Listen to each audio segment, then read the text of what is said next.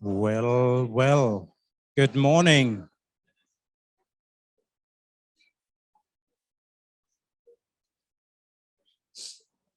Good morning, everyone. Morning.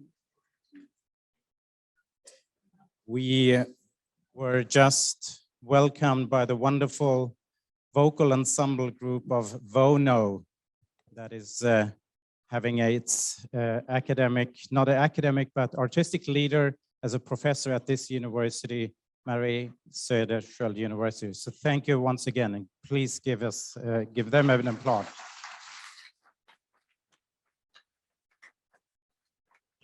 Well, I had the pleasure yesterday to open up the pre-conference, the PhD day, but just reminding myself how exciting it is to be actually having on-campus opportunities again. And while I say so, I also welcome you online. Of course, you are warmly welcome, but it is a specific anticipation that has led up to this day. Just like a child, as I said yesterday, just like a child is anticipating Christmas with all what it brings to it. And maybe 360 days have been passed by and with lots of anticipation. I count more than 1,000 days in order for this conference to be here. My name is Peter Dorbers. I'm a professor at Södertörn University. And 3 years ago, we took this initiative together to create this conference. I planned to have a slide, but it doesn't work out right now. Small glitches, but the most important thing is that you are here. So it is Marie Söderskiöld University, where we are at right now. We are at Stockholm School of Economics, the Stockholm University of the Arts, the Södertörn University, Swedish Defense University, and the University College Stockholm. We are 6 universities. Welcome you today to this conference, the conference on sustainable development and courage, culture, art, and human rights. It was situated in Stockholm because of the legacy, the 50-year legacy of the Stockholm Conference in 1972. And we were trying our best to become a partner to the Stockholm Plus 50 official UN conference, but that has its own life. And we are very happy to have you here at this conference site right now. It's the first time in the ISDRS history that 6 universities come together. It's the first time in ISDRS history to have this conference, not only on campus, but also online and hybrid. So bear with us if anything doesn't go perfectly well. What is perfectly well is the welcoming of the sun to Stockholm, and we are also, of course, very happy. Yesterday, we had a wonderful start, 50 PhD students from 20 countries. It's a growing group of the community, and we are just very happy. The second hat I'm welcoming you with is as the president of ISDRS, and by that, I'm also very honored to be here today and to see so many participants here, and by that, I would like to hand over the mic to the Vice Chancellor of Marie Söderskiöld University. And actually, his mic is over there. Please, yes. Roger Klint.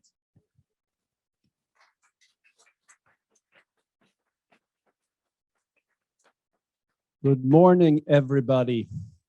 It's wonderful to see you. And we have planned so long for this conference, and it's kind of strange and wonderful to actually see this happening. So a warm welcome to this beautiful city and this beautiful place. This building belongs to one of the owners of the university that I'm Vice Chancellor of. And it's a beautiful old spot, as you can see. It was established in the mid-19th century, 1850 something. And it was a very poor place at that time, miserable place, lots of social misery. And they started this business at this spot to help people in all kinds of trouble. And the university that I'm Vice Chancellor of, the main building is up on that hill, a bit further up on the hill. So take a look there.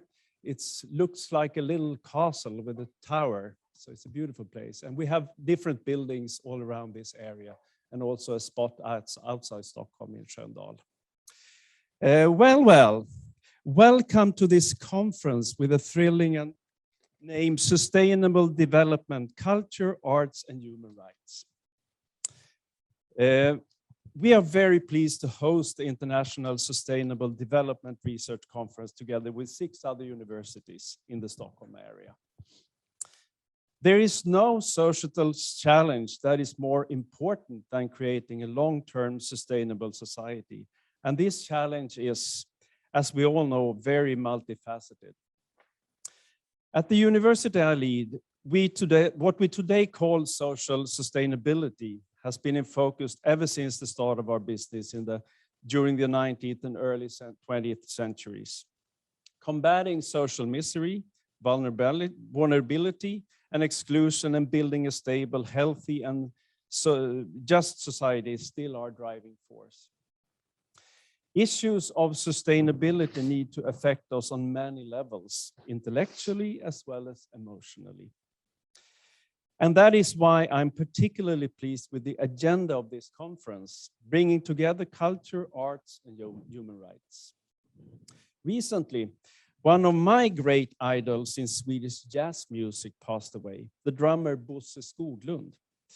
He talked about experiencing music with his whole body. He said, I'd not like to be impressed by music. I like to be touched by music. In order to be able to deeply address the sustainability challenges of our time, we need to work on many fronts and use all of our senses. My hope is that this conference will touch and challenge us deeply and motivate us to take the steps needed to bring about change. So many thanks to everybody from Sweden or abroad, participating on site or online, for choosing to be part of this important conference. I hope we will have 3 great days together. Welcome.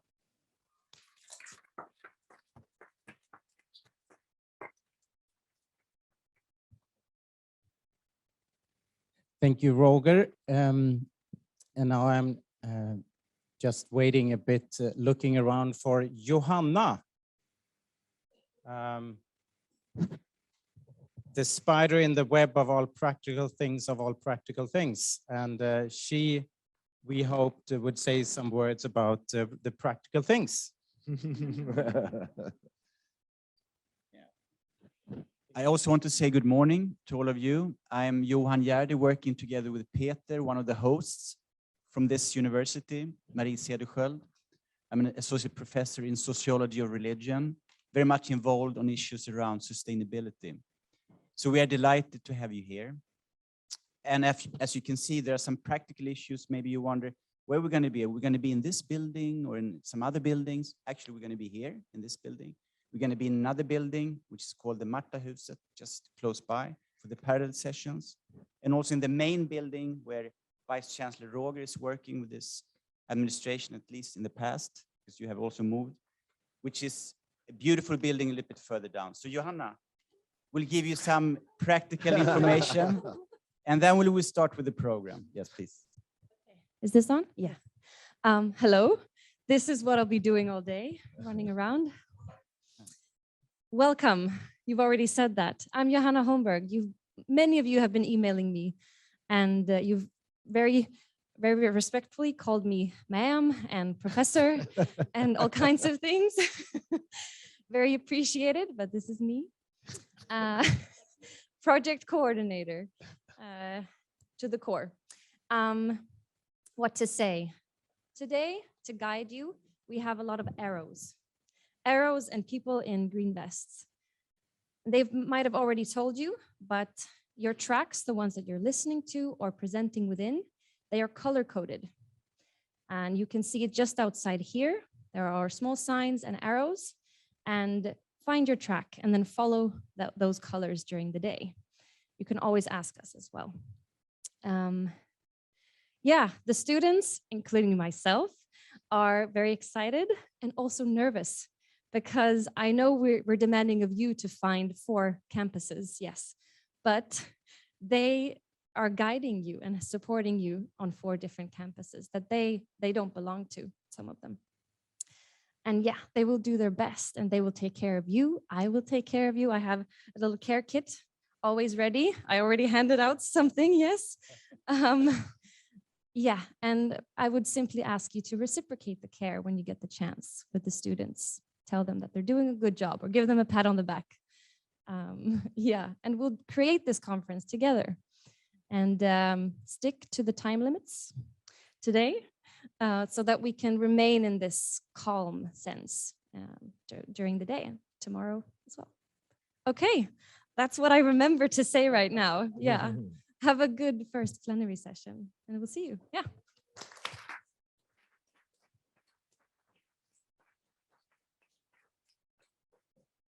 Okay, as you know, we have also a planning group from the different universities. I just want to show you my colleagues who have been involved working for more than 2 years. From Södertörn Högskola, can you stand up, Malin?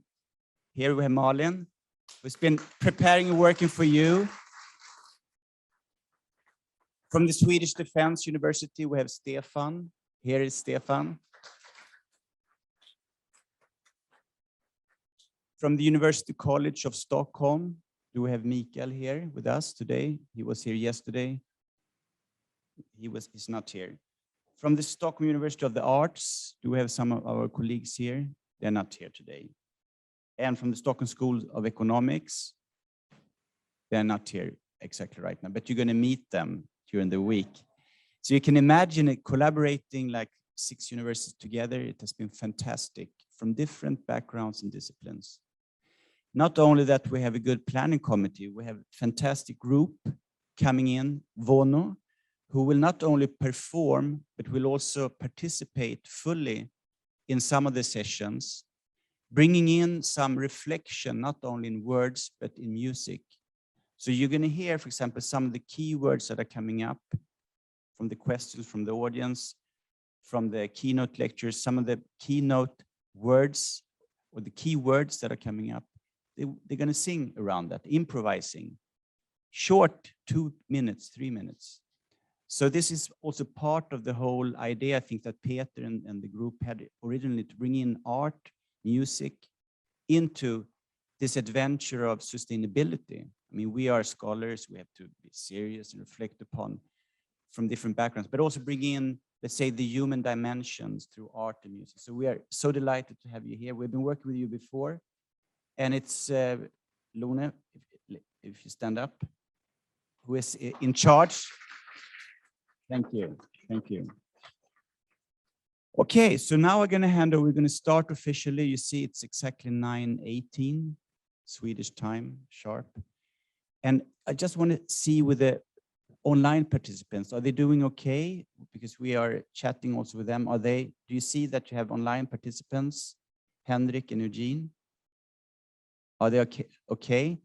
So we also have a lot of online participants. You're of course very, very welcome. We're very happy to have you here from different countries around the world. And feel free to come in with ideas and thoughts and questions in the chat. We have 2 coordinators, yes. Wait, yes. So basically we have 2 chat coordinators who should be able to see the participants online. So I hope that will function. All right, so we're going to start, and I'm going to hand over the mic to Mia Eriksson, Professor Mia Eriksson, who is going to moderate this session. Okay. Thank you, and good morning, everybody. Really nice to see you all here and the whole room full of people. I agree, it's really exciting to see everybody here. So we have a very interesting, exciting first session here awaiting us, opening of on the theme Justice, Courage and Sustainable Development. And we have 2 very interesting and exciting and engaging speakers here. I haven't heard you speak before. I've just talked to you for about 2 minutes, and I can tell that it's going to be very exciting, what's going to happen now. And I just want to introduce you briefly. and then give the floor to you.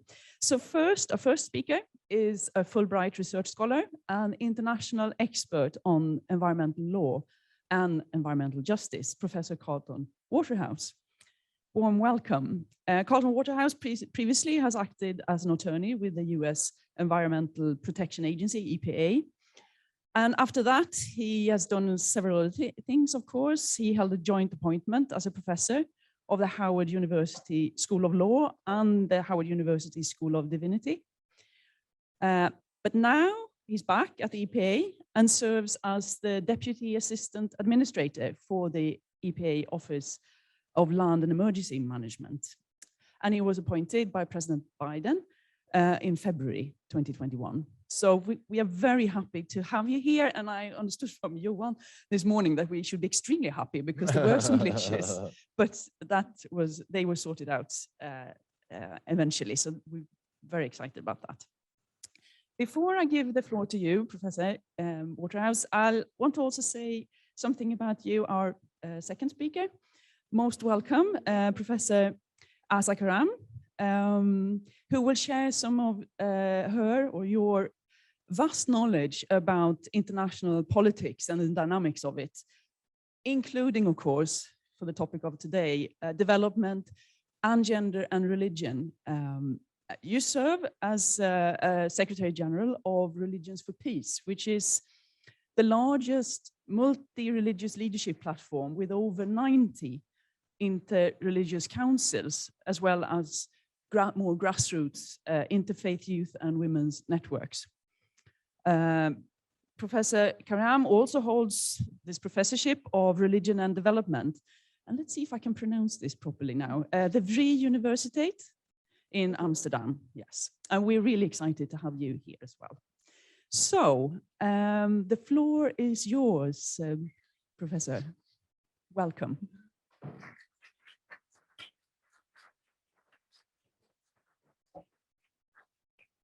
Thank you so much. Can everyone hear me okay? Very good, very good. Does this look as foolish as it feels? No. Good, I'm glad it does. Okay, so it's really a extreme honor to be with you all on this morning. My involvement with this society has been a very rich one and a very rewarding one, and one that I've really cherished. I think the first conference I ever attended was in Bogota, Colombia, in 2017. If there's anybody here who was there with us, nice to see you. And since that time, I've had opportunities to attend other events, but most recently online. So for those of you who are there online, welcome, nice to see you. For those of you who were online with me and others last year and the year before, good to see you as well. For those of you who are here in person. The work that we're here to talk about is so important. And I'm very honored, and thank you for that rich introduction, Marie. I'm very honored to be here. I am President Biden's nominee to be the Assistant Administrator for the Office of Land and Emergency Management at the Environmental Protection Agency. I'm serving currently in the deputy position in that role while I await Senate confirmation. That being said, I would like to share a little bit about what the work is that I do at the Environmental Protection Agency before I say a little more about what we are doing overall at the Environmental Protection Agency and what President Biden's agenda has been around some of these very important issues that we're talking about here today. So the Office of Land and Emergency Management is the office that's responsible for cleaning up contamination in the United States of America. So that means all of the sites that are the national priorities for cleaning up because they have toxic contamination or hazardous waste of some type. It also includes overseeing the cleanup of ongoing companies and corporations that have ongoing operations that require some cleanup with regards to hazardous waste. And it also includes developing all of our work around recycling, solid waste management, and sustainability. And that's some of the work that I'm most excited about and happy to talk to you all about today. but there's one other work stream I want to share among others that I won't get into that we do, which is called our Brownfields Redevelopment Program. And our Brownfields Redevelopment Program is a very exciting part of the work we do because it's the program where we actually provide funding to communities to conduct cleanups that aren't, for sites that aren't contaminated enough to warrant having the national government get involved in actually overseeing the project. We provide funding to local communities to do assessments of contamination when it's either perceived that there is contamination or known to be contamination, and to do cleanups. And that's a very exciting program because it's one that really centers the community's vision, and empowers the people who are local to see transformation happen in their communities. And that's an exciting prospect for me because of the theme of this plenary session, right?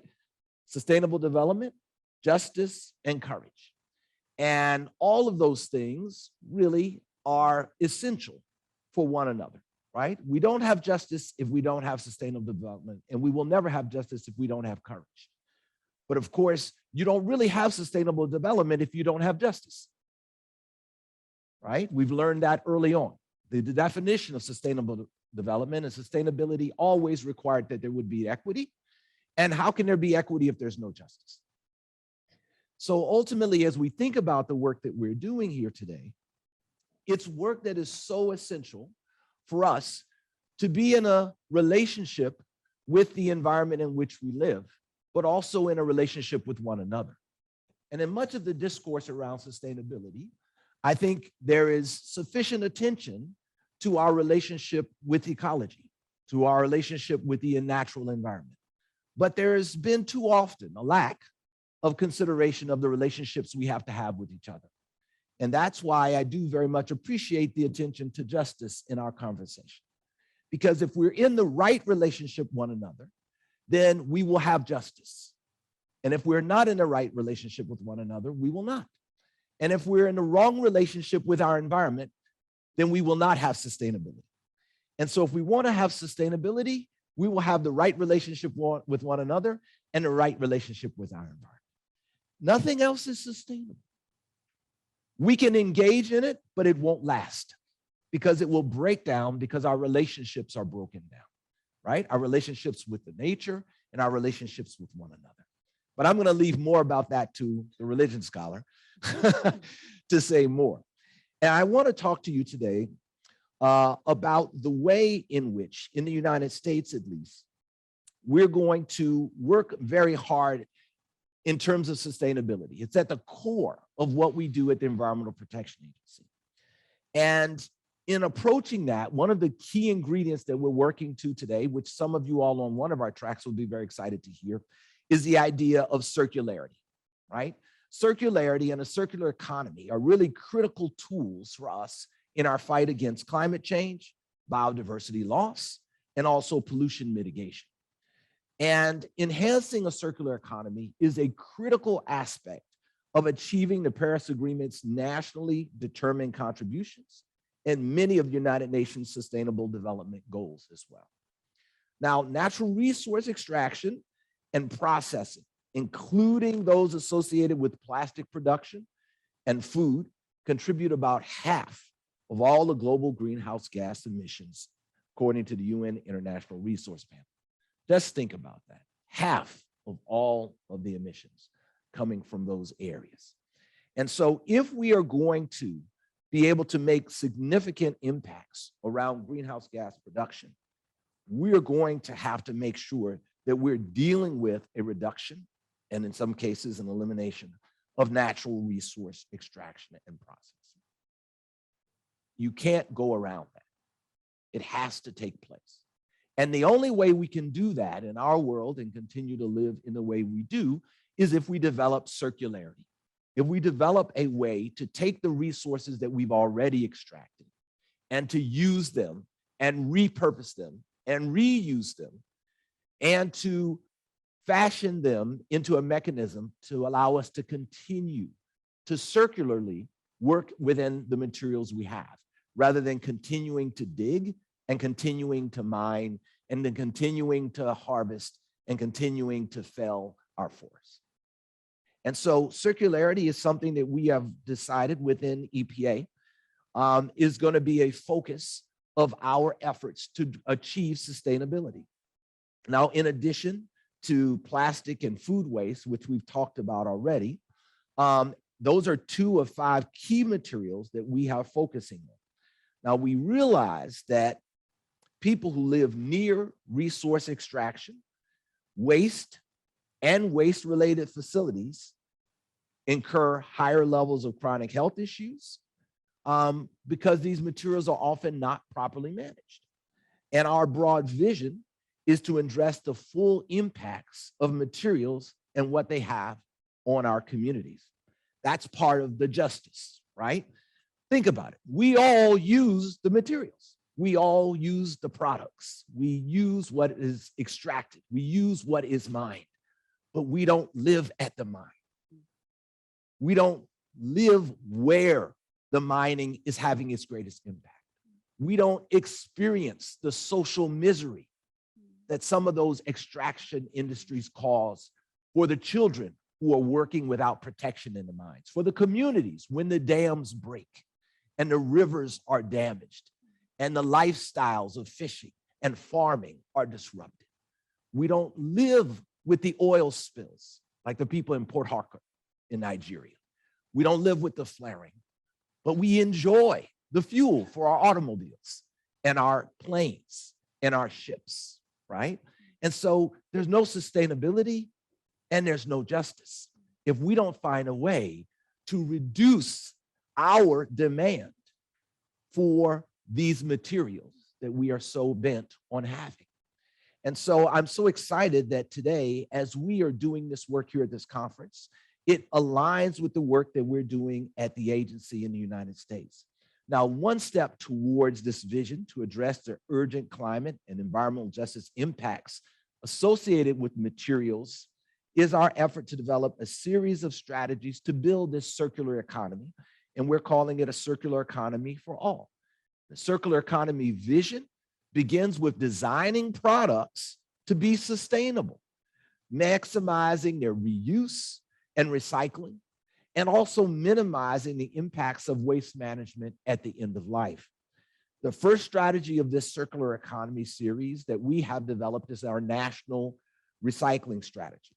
It's focused on transforming the municipal solid waste recycling system that we have in the United States. Now, in the national recycling strategy, which is available for those who are interested online, we've identified 5 key objectives to addressing the challenges. Improve markets for recycled economy, for commodities, increase collection and improve materials management, reduce contamination in our recycled materials stream, enhance policies and programs to support circularity, and the standardizing, measurement, and increasing data collection. All very boring but necessary ingredients to get us to the goal.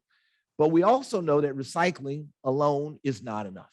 In fact, a lot of discussion of recycling today in the United States and other places is recycling is a mechanism by which companies cause us to think it's our problem when there are products that are made that are going on a linear economy and they're designed for obsolescence or designed to break within the first year, right?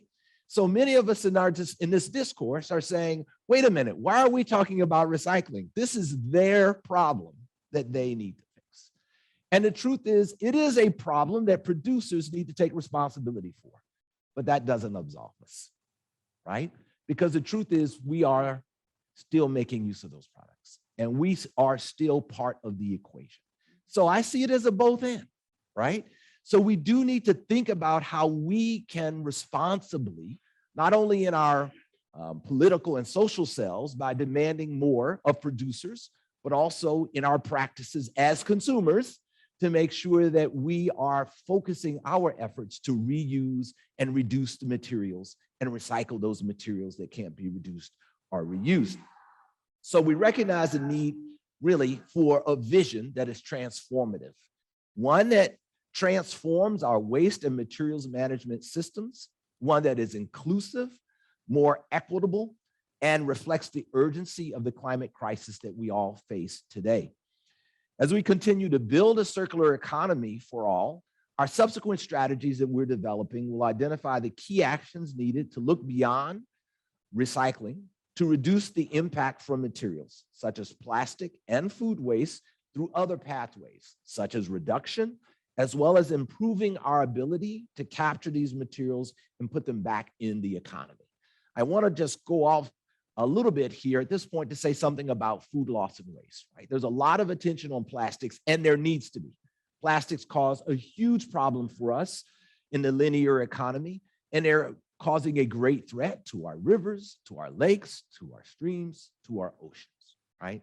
And so we are very fortunate in that, at least in the United States recently, we have legislation that has given us the power within EPA to develop a plastic strategy and a mechanism to help us deal with the problem of plastics.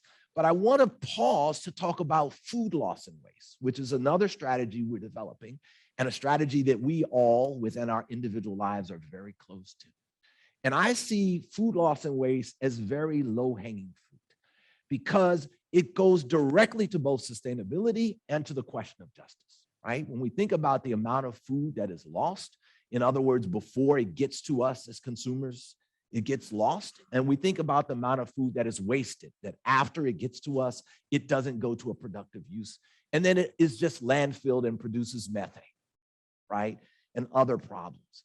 So if we want to get some low-hanging fruit, we will really think about how we can make use of anaerobic digestion and composting and other mechanisms to take food that is now wasted and to put it into a productive use. A host of productive uses are available, but when it just goes into a trash and just goes into a landfill, right? It is not. And when I say low-hanging fruit, what I mean is, unlike what do we do with that hard plastic, right, after it's done, versus what do we do with organics after they've been used? It's not as hard. It's not as difficult to figure out what to do with organics. We know very easily how organics can be used productively. So it's really incumbent upon us to think about mechanisms by which we, as a community of scholars, right, and as people, can make sure that we're reaching for those easy to reach targets by designing processes within our institutions, right? We just had food a little earlier today, to have processes within our institutions that make sure that we're reducing that food loss and we're reducing that food waste, because it doesn't take a PhD in chemistry to address that, right? Or in economics for that matter. Okay, that being said, going back to our comments, I want to just note also that we're developing a new goal to reduce the climate impacts from material use and consumption, which complements our existing national recycling goal to increase our national recycling rate to 50% by 2030. This is a tall order. Unfortunately, right now, our recycling rate is somewhere less than 10%. And so we're focusing on creating a mechanism that will get us to a recycling rate that is one that we can feel much better about. Lastly, in terms of our strategy series that I've shared with you all, everything that we're doing is grounded in the idea of social equity.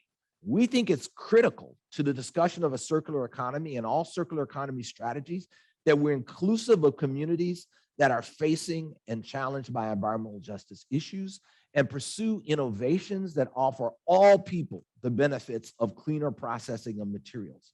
Under that strategy, the United States is working to understand and reduce disproportionate impacts on disadvantaged communities as a result of materials use and management. And to better understand the impacts of various communities from disposal, we're assessing the social cost of waste impacts on communities. In addition, we are performing an environmental justice analysis of non-hazardous solid waste facilities, and this will allow us to understand the impacts these facilities have on communities and take strategic steps to reduce these impacts. Now, the circular economy strategies we talked about reflect actions for all stakeholders, and they're meant to be national strategies that connect with the global strategies that are ongoing around the world today. Everybody has a role to play. Lastly, I'll say with regards to this question of environmental justice, the discourse is not the same in the United States exactly as it is in Europe about how we deal with the question of social equity. In the United States, we talk about environmental justice because it grew out of the civil rights movement and the call directly for racial justice, and also the call for economic justice. And so when we talk about environmental justice, we don't break it out in the way the Sustainable Development Goals break out different aspects of justice in terms of our social equity. But it does bring something to the conversation, I think, that is often lost, which is that there's an integration of all of these things together, right?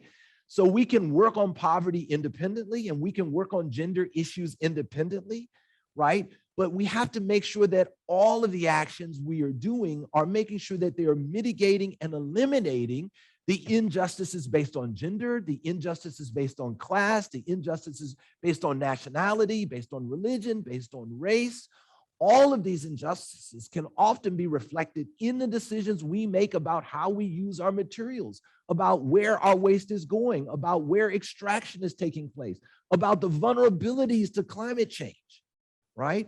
And so I hope as we have our conversations today across all of the different tracks at this conference, that everyone will remember that justice has to be a part of every conversation. If you're talking about circular economy, but you're not talking about justice, you're not going to get to a goal that brings about equity. And if you're not having a goal that brings about equity, you're not having a conversation about sustainable development. You're having a conversation about an economy and economic mechanisms that will help us do better by the ecosystems in which we live, but not addressing the relationships we have with each other. So it ultimately won't be sustainable. And so I'm excited about our conversation today. I'm excited about the conference. It's so good to be back in person. It's good to be with you all online. Thank you so much for the invitation. Thank you for all of the conference organizers who work so hard behind the scenes. Thank you all for listening to me and watching me in this outfit. All right, have a good day.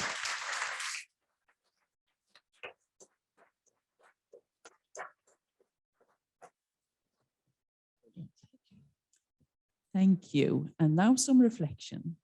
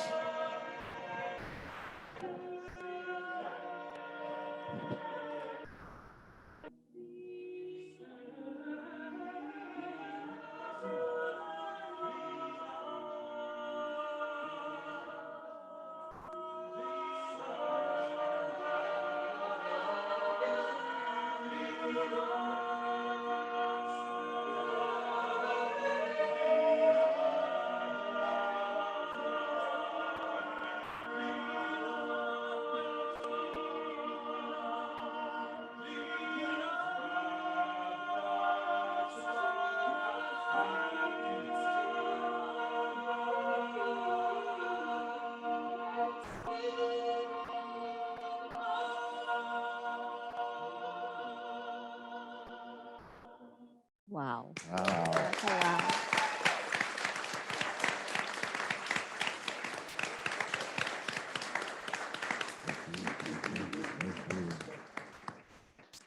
Thank you so much. And there will be more. Yeah. So thanks. Now we will enjoy some more reflections and thoughts on the topic. Professor Azza Karam, please, the floor is yours. Thank you very much indeed. And I'm the other alien in the room with this thing in my hand. So it's a great joy, privilege, and honor actually to be with you all here today. And I absolutely have to reiterate what Professor Carlton said in terms of the joy of being together in person. And I send much, much gratitude for those who are with us online as well. And I know that we are together in spirit, at least for a little bit, until I start talking. I do have to mention, oh, can't hear me. Shall I shout? Is it a bit better if I speak a little bit louder? Yes, it's a part of the heritage of socialization that I don't speak loudly, except when I'm angry, and you don't want to see that one. I do wish to pay special tribute to the organizers. Even though I was told that it's perfectly normal for 6 universities to come together and host something, I know it isn't. And I know that it's a remarkable feat. So I just want to doff my cap for that attempt to come together. And put this amazing set of thematic issues together: culture, art, human rights, and courage. Absolutely timely, given what's going on around us in the world. So I didn't want to pass without saying that there is due admiration for those two. And now I realize that there's a remarkable admiration also for what we've just heard, which is unbelievably beautiful and very smart. Right, so I was asked to ponder 3 questions. What is at stake when it comes to courage and sustainability in the world of today? How does it link to human rights? And also, what is it that would be considered particularly challenging when dealing with these thematic issues? And I was also asked, which I appreciated very much, to share a dream or two.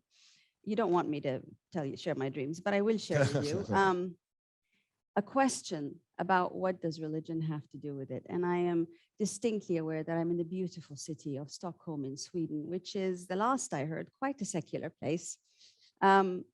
Secular in the sense that the government still provides resources to the churches, but that's okay, that's still secular, at least as far as the understanding in this part of the world is concerned.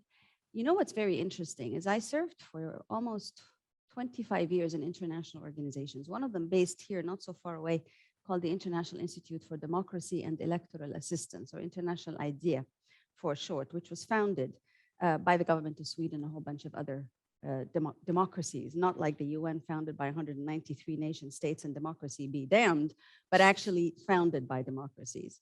One of the things that I realized is that these international entities deal with the whole world in principle, but they deal with the whole world from a very Western European mindset, meaning that our culture inside these organizations invariably tends to be Western European.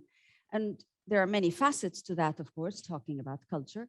But one particular facet is the aspect of thinking or believing or perceiving, all of which can be the same thing, that religion has nothing to do with the public space, and that it really at best is a private business, and really at best should be kept a private business, which frankly doesn't apply to the rest of the world, and never did apply to the rest of the world, because religion and faith in particular has always been a very intrinsic part of everyone's culture everywhere in the world, with the possible exception, and that I believe is debatable, of Western Europe.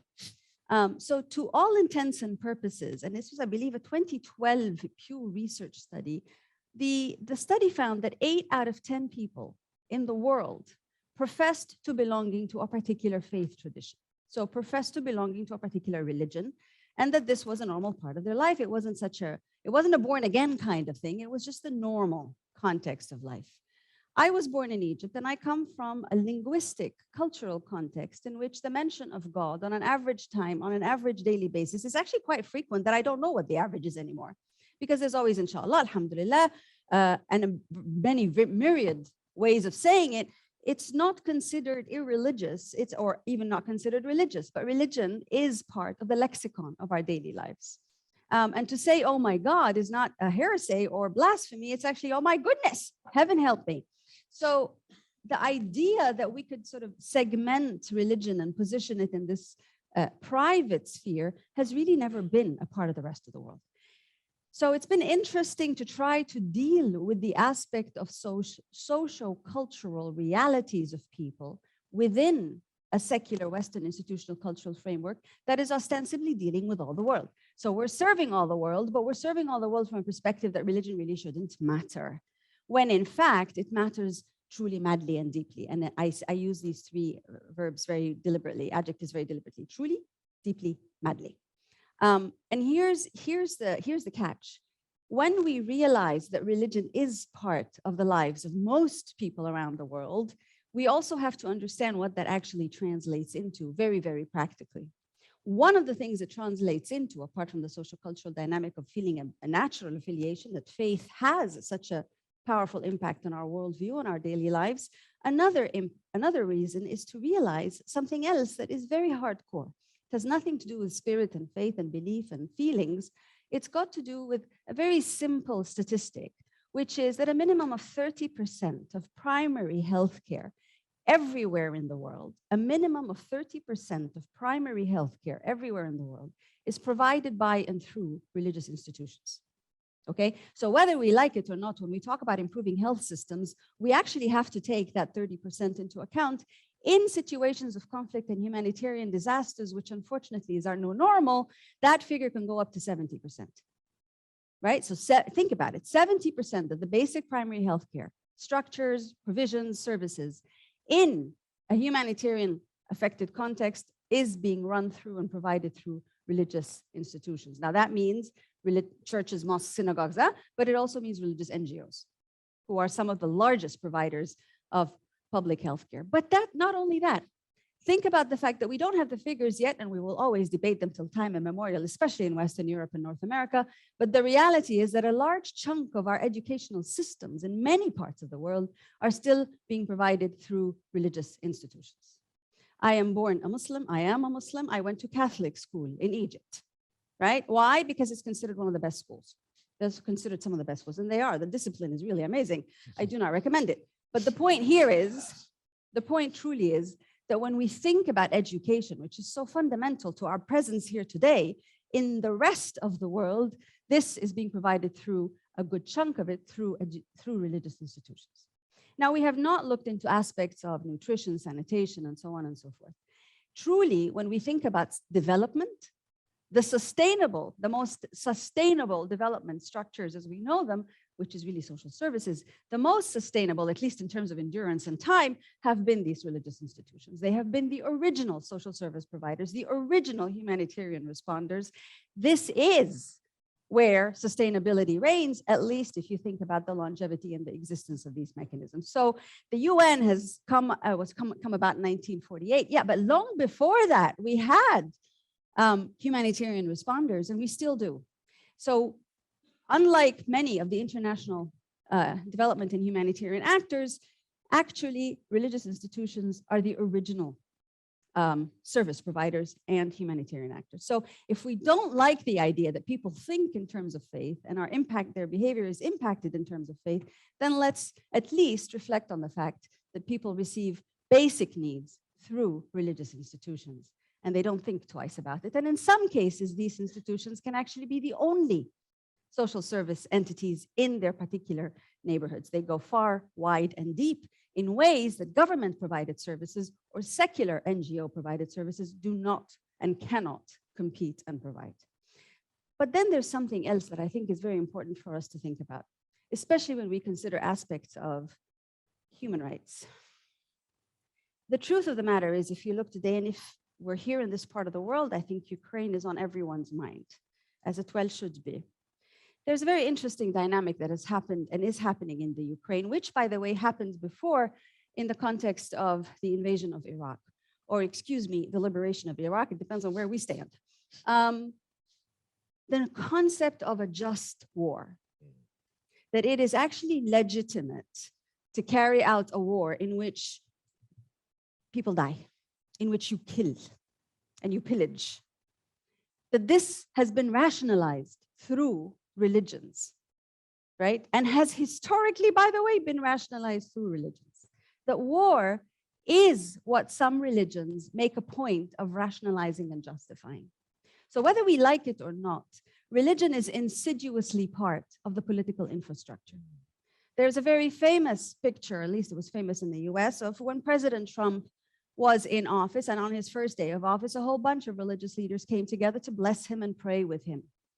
And you're thinking, wait, this is the White House, the United States of America, right? Right? But then you think and you realize that it's also the place where the notion of a prayer breakfast, that is a very elite space to go to, that is hosted by the administration of the United States, where people from all over the world come to. And it really is an elite club of people in it. If you've made it to that prayer breakfast, I have not. If you've made it to the prayer breakfast, you're definitely in. This is critical and important, much more important than the United Nations General Assembly. Now, the truth of the matter is that even though we think that religions have nothing to do with political infrastructure, after the collapse of the Berlin Wall, I don't think many of us are still that stimulated. Some of us still are, but I don't think many of us are that stimulated by ideas of communism and socialism and liberalism, but many of us are thinking about religion. And whether religion is potentially the new political actor in town. In some parts of the world, it's always been the political actor in town. But when you see this happening in the Western Hemisphere, you realize that, wait, something else very interesting is going on. Religions are very important political actors, and you cannot possibly go right now and be viewing what's going on between the Russian Orthodox Church and the Russian presidency and say it has nothing to do with one another. It has everything to do with one another. Now, His Holiness Pope Francis spoke about, in one of his many things, he referred to Patriarch Kirill, who's the head of the Orthodox Church, which, by the way, is not just in Russia. The Orthodox Church is a global institution. It makes every average corporation look tiny, like all churches do, by the way. But the fact of the matter is that it's a very major institution and has had many breakages in between different orthodoxies. But you cannot possibly now not remember a word or a sentence that Pope Francis said about Patriarch Kirill. Remember, he's the head. He's the Pope of the Orthodox Church of Russia. And he says he really should not be the altar boy of President Putin, which was a heck of a statement coming from a Pope about another Pope. But the question that I would always have, having been a student of the intersection of religion and politics all my life, not a religion scholar, but a political scientist, being a student there, the question I would have is who's altar boy? Is it really that Patriarch Kirill is President Putin's altar boy? Or is it more, perhaps, that President Putin is Patriarch Kirill's altar boy? Because if we look at the intersection of religion and politics in the rest of the world, we will find a very strong relationship that goes back centuries. In fact, the original empires before nation states as we know them today were religious in nature and were very close to the churches and or to the mosques. The fact of the matter is that the secular world is the newbie in a world that has always been in, with, and about religion. And whether we like it or not, religion is very much back to the fore. How do we know this? I worked, as I said, in a very secular institution for many, many years. My job actually was to try to engage with religious leaders, religious organizations. Why? Because I was in the business of public health. Why? Because I was in the business of governance. You can't be in the business of governance and public health and not be engaged in some way, shape, or form with the religious institutions providing public health and with the religious actors who have a very close relationship with many political parties and many political institutions. You can't. And the truth of the matter is that some of you may or may not know, but there's a very powerful grassroots Catholic movement called Sant'Egidio, which has been responsible, among other things, for the peace treaty brokered in Mozambique many years ago, and is still very active in peace building and is very much a grassroots pro-poor kind of entity. It's supposedly lay, but it does get its directions and instructions and blessing from the Vatican. This community, this organization has been very much part of average people's lives everywhere in the world. And I recall distinctly a very big meeting of this movement in Germany, where they hosted Angela Merkel. And Angela Merkel, it just so happened by pure sheer coincidence, of course, because we're all about secular, it just so happened that it was Angela Merkel's election campaign. It was just a coincidence that Sant'Egidio was hosting Angela Merkel in a massive, massive stadium-like place with thousands of people. It was not an election thing. It wasn't a campaign thing. It was just a coincidence, right? So ponder that before you start thinking of Iran and Saudi Arabia and all those pesky Muslims out there. Ponder that when you start talking about or assuming that we have a secular context, very much in this part of the world, albeit not in the rest of the world. Because of this very powerful intersection between the religious and the political in most parts of the world, it is valuable to then be able to understand why it matters to human rights. Because religions in general have that dual nature. They can be the most amazing advocates for human rights. Think liberation theology in Latin America. The militaristic regimes in Latin America would not have been overcome solely on the virtue and on the basis of a secular human rights ideology. It took liberation theology in the Catholic Church, including, by the way, the Catholic Church reacting negatively to liberation theologians, but it was a massively powerful social movement that actually ended up being part of the civic infrastructure that ended up successfully toppling militaristic regimes. In other words, we have to understand that religions are not just the abusers of human rights, but religions are also, in many contexts, at the heart of the civil rights space. And in the United States, we have a fantastic example when we think of Martin Luther King Jr., and we think that he was a civil rights leader.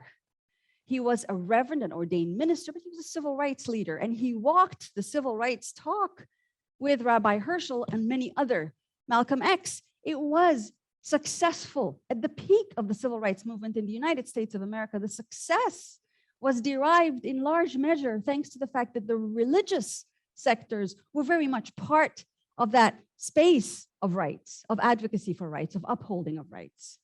When Martin Luther King Jr. died, he was mourned not only by those believers in his particular church, he was mourned by the whole world that was very much in its heart supporting that civil rights movement. There are many, many examples. Many of you have heard of the term Muslim Brotherhood, and we tend to think of it as those terrorist guys.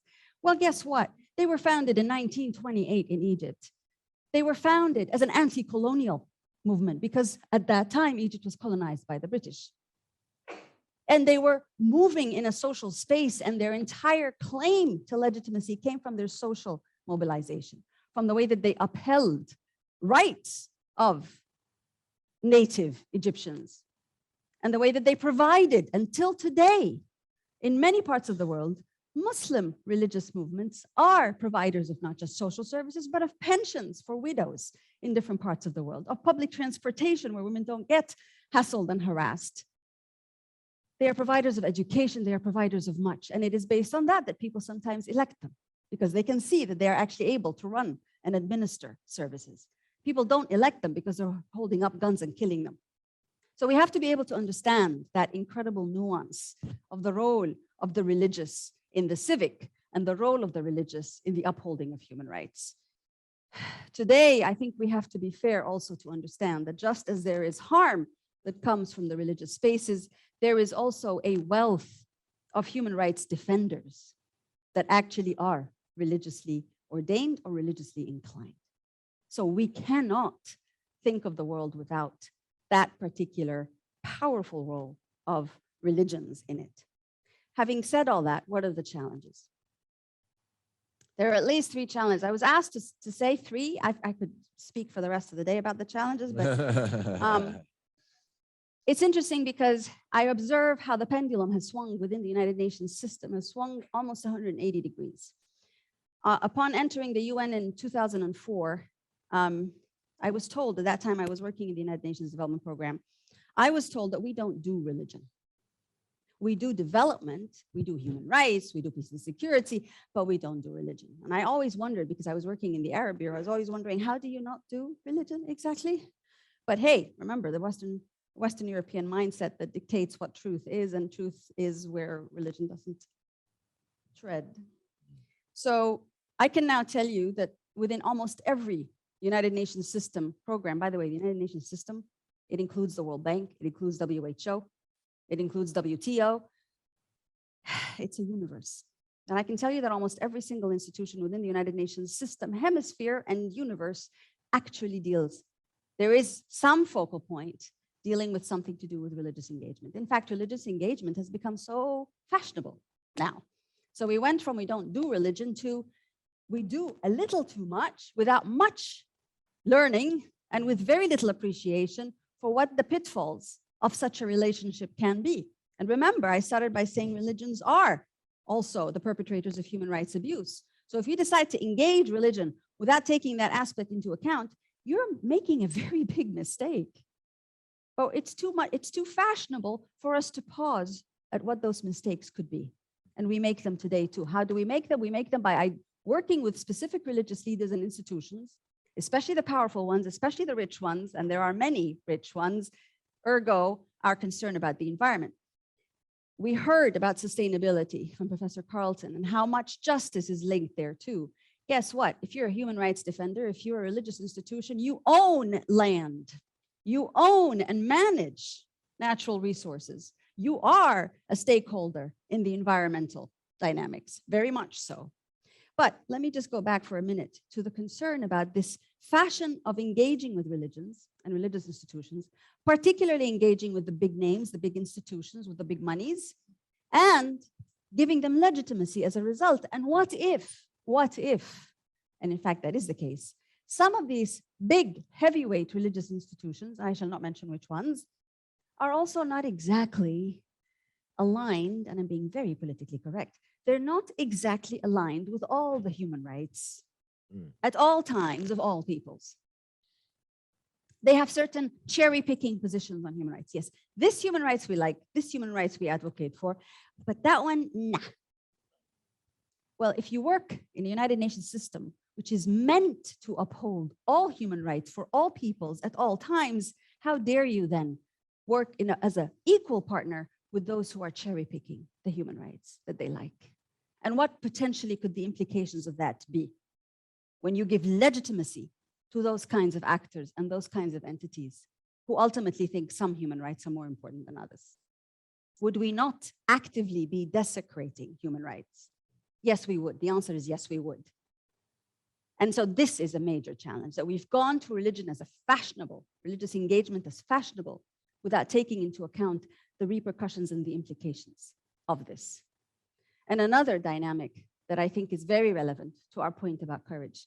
It takes courage when you work in a Western secular establishment to deal and to accept that religions are a very powerful force, social force, and to come to terms with what that will mean in terms of your day-to-day engagement. Trust me, it takes courage because the price can be very high. But it also takes tremendous courage to be able to stand face to face with religious leaders and say, I'm sorry, you're wrong. I actually happen to disagree with what you're saying.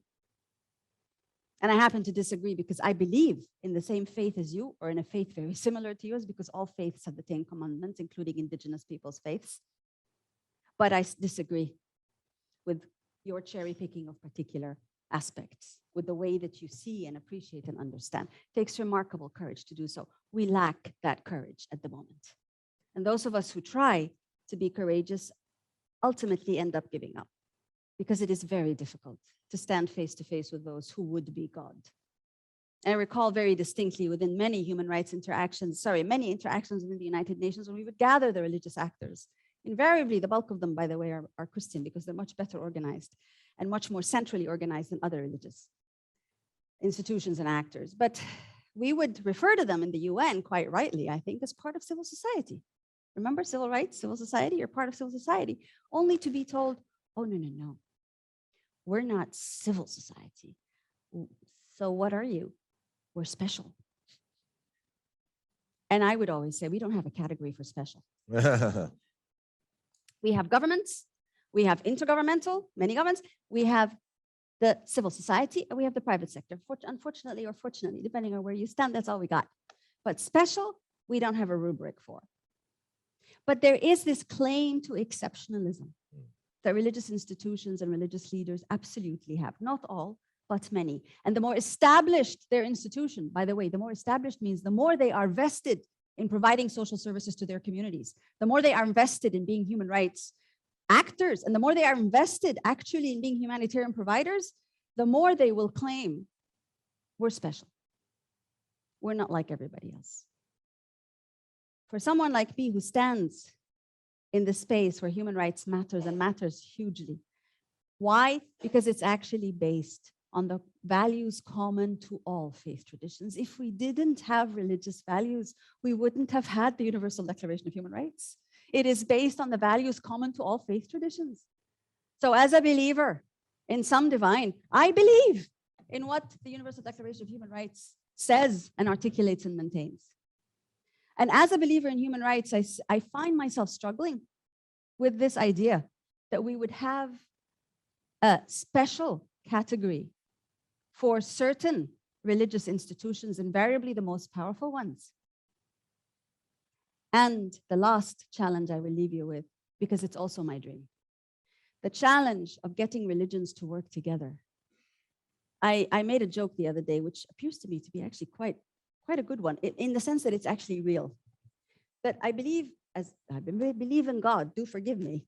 But as a believer in the Almighty, I believe that He created us diverse and different for a reason. He could have easily made us all the same. But the diversity is supposed to be part of our human consciousness. It's supposed to be what feeds into our strength. And the idea is that we are supposed to be diverse because we're supposed to work together, not live in islands. And we obviously can't live in islands. There's only one island, it's called Earth.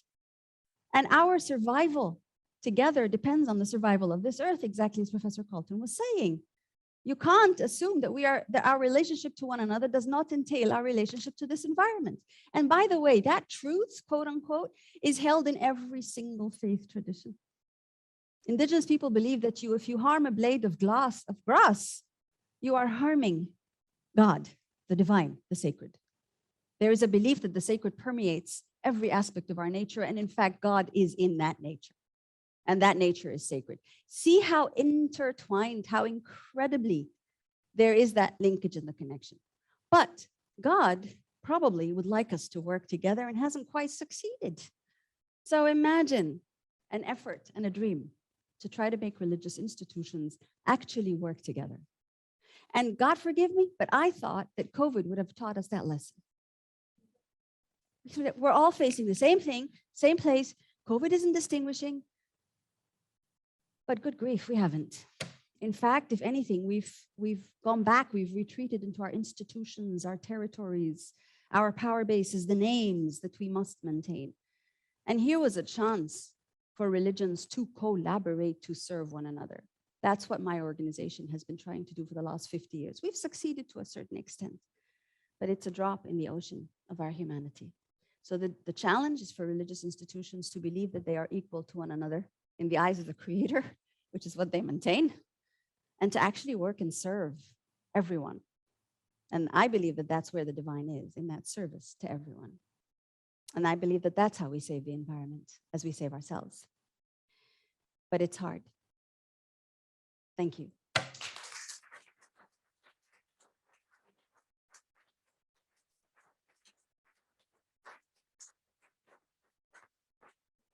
Excellent. Thank you. Thank you. This should be fun.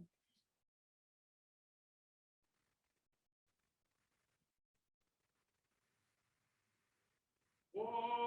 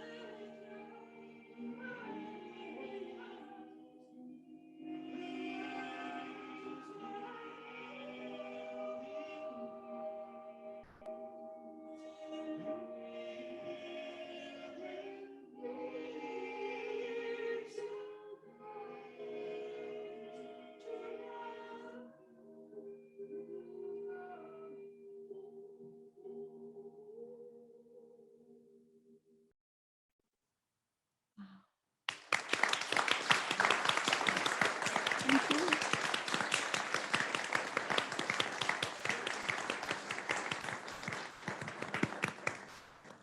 Thank you. And if I could please ask both of you to come back up here. There's some time for some questions and answers. So please, if you join me. And while you think about whether you have some questions, I thought certainly of a lot of questions and got a lot of thoughts and reflections while both of you were talking. So while you think about yours, I'll start off by, I want to start with you, Carlton. You talked a lot about a lot of interesting things, but one aspect that kind of struck with me was this responsibility of all of us.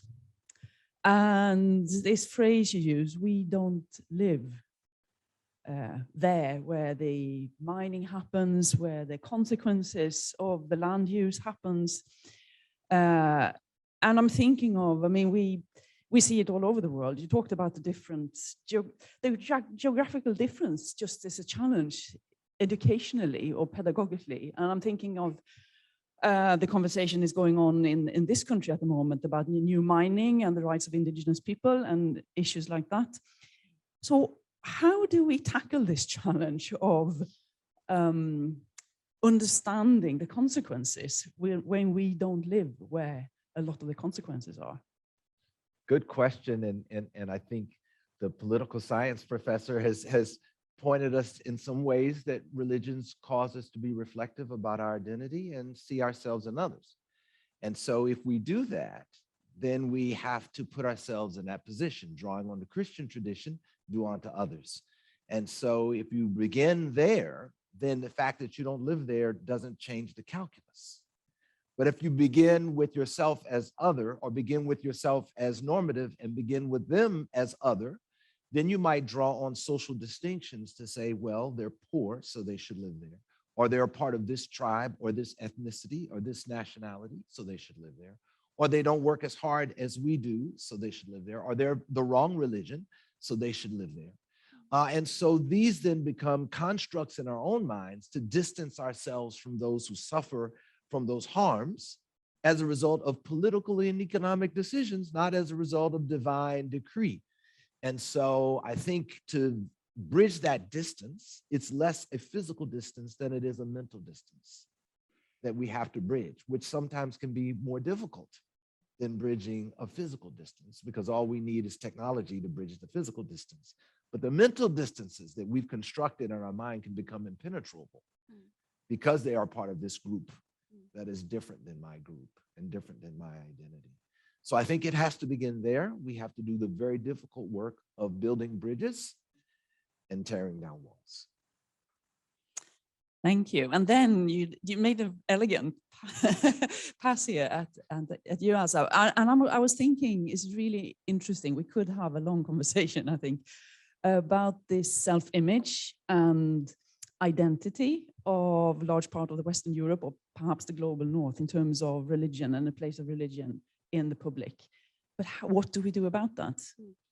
So just to please allow me to refer to also something about the mining and what goes on in those different spaces. And I think you realize that actually there are a number of religious initiatives or initiatives undertaken by religious organizations and communities to try to first advocate for those who are suffering the impacts in those communities, because they too, as religious institutions, are in these communities, and they feel the impact, they see it on their parishioners and churchgoers and believers and so on. So there's quite a hub of activism around the harms of different environmental related issues that the religious organizations actively undertake. So indeed, it is the awareness raising within and the appreciation, but there's also a lot of initiatives and a significant amount of resources, human and financial, invested in attempts to deal with the repercussions and to push back against those with corporate interests trying to destroy more than is there. And this applies not only in those contexts of mining, but also in the context of deforestation. There's my organization has the privilege of being able to serve something called the Interfaith Rainforest Initiative, which is in 5 different countries where together 70% of the world's remaining rainforests are. And this is about bringing together indigenous peoples, because they're faith too, indigenous peoples with the churches, and other religious communities with the parliamentarians and local government officials, etc., to work together towards the objective of ending deforestation. They're having a very hard time in Brazil right now. I don't know if any of you have been watching the news, but you know that those who have been trying to investigate have lost their lives, and many are losing their lives on a daily basis. To go back to the issue of what can be done about that, I actually think it's very interesting, but I'm not sure how many of you are aware of the fact that the Western European governments, particularly the Nordic countries, as well as Germany and the Netherlands, give a significant percent of overseas development assistance resources to the churches because they are carrying out development projects around the world. So SIDA here in Sweden has a certain amount of resources that go to church-based institutions and organizations. Please note I said that church-based. I didn't say all religious organizations and institutions who are doing work abroad, but also undertaking work here. I just came from Geneva, where I could see that the local Christian organizations were busy with a massive campaign to gather money for the poor who are not getting food in Geneva, Switzerland. You don't often think of, you don't make the association that there are poor not able to access food in Switzerland. But it's Christian religious organizations who are actually working and getting support from the government in order to serve those critical populations. So there's actually the original, sorry to say, but the original colonial actors came from churches. And the whole point was, don't know if it rings a bell with anybody, la mission civilisatrice, white man's burden. Yes, it originated from this goodwill of the church to bring enlightenment to those dark areas of the world. So actually, there's actually a long history of being involved with religious institutions. It's just that some of us have perhaps forgotten. Yes, thank you. Any questions? I think we have some time if there are any questions or online, yes?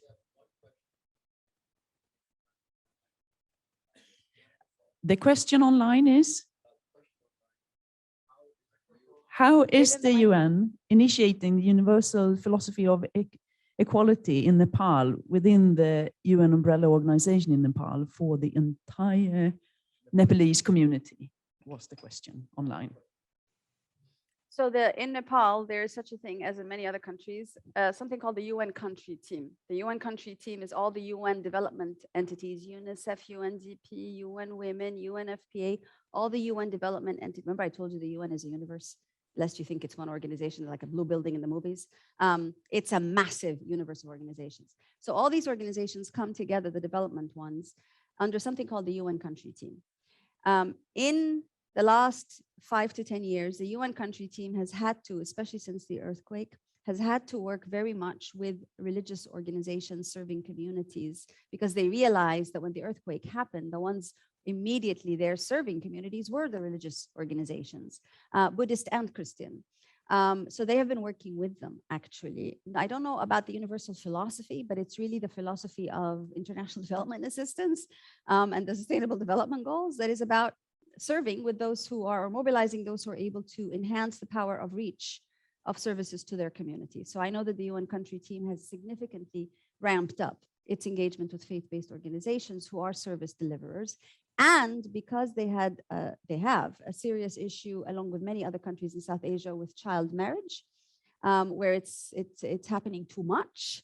They have also been working with religious leaders across Nepal to try to advocate against child marriage, not only in terms of the harm that is perpetuated for young girls who have to get married young and then start giving birth at a very young age when their bodies have not yet fully developed, but also to speak against other religious leaders, not to speak against, but to advocate against the practice of actually marrying them off, which religious leaders do.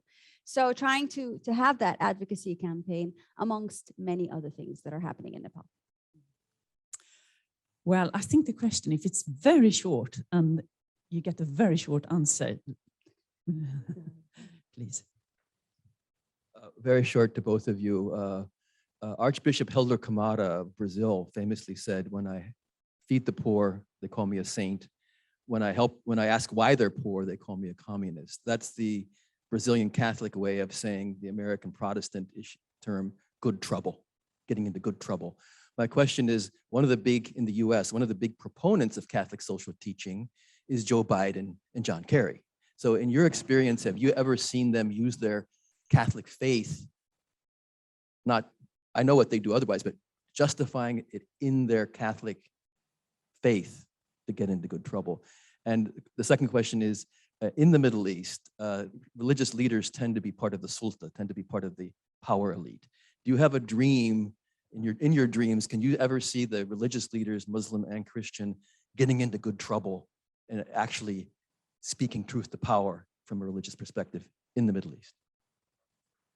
Wow, not a short question and then not short answers, but please. Mr. Carlton first, please. We'll talk after, but I will say that I think for President Biden and also for Senator Kerry, these are principles that are deeply embedded in their perspective and the way they see the world.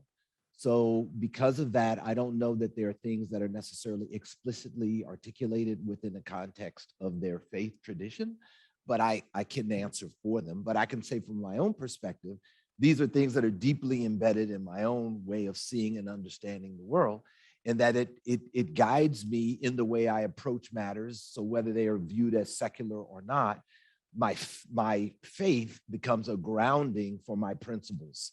And I think there's work that may be of interest by scholar John Whitty, who in, for example, his book, Reformation and Rights, has done a lot to articulate the influence of religion in the development of the human rights discourse within a secular context within the West, but in reality that it grows very clearly out of a set of religious traditions and beliefs. So I think this same phenomenon is a historical one, not just a matter of individual choices. Thank you. And even though I don't like the nomenclature of Middle East, but we talked about this in the taxi, it's the perspective of really from the sort of the England, that it's the middle, and then there's the near, and then there's the far east, when in fact it doesn't quite look like that in the map, but that's beside the point. There are actually a significant number of initiatives that are taking place across, let's just say, the Arab world, but also Turkey, Iran, and Israel, which are religious communities coming together. In Israel and Palestine, there's a lot of initiatives where religious actors from all the sectors are trying and are very much part of the peace movement and the coexistence movement in that very contentious place in the world. But also in Lebanon, people don't like the mention of it, but Hezbollah also provides a lot of social services. They don't just carry guns and fight war. They are also social service providers in the communities, which is one of the reasons they can be extremely irritating for those who are trying to govern, because they believe that they have a right to govern in that space. They are looking after their communities. What is less known is that there are quite a few initiatives on the social service side between Hezbollah and some of the Maronite Christian actors and organizations, but they are so under the radar for good reasons, because they would provide a direct challenge to the mantra of we all have our own siloed ways of serving in communities.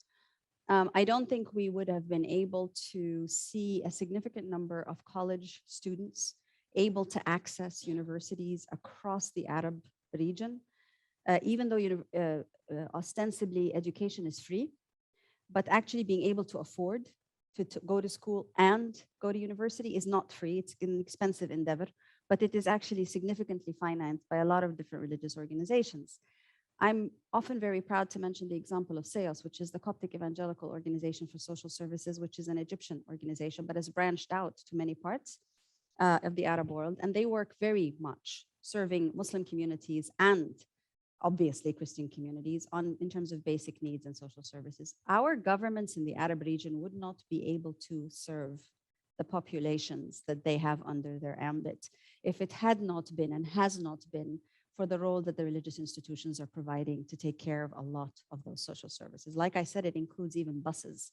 I used to take a bus to the American University in Cairo, which was a bus that was actually financed in part by a Muslim Brotherhood related organization. But it was the only bus where I could not be harassed like crazy.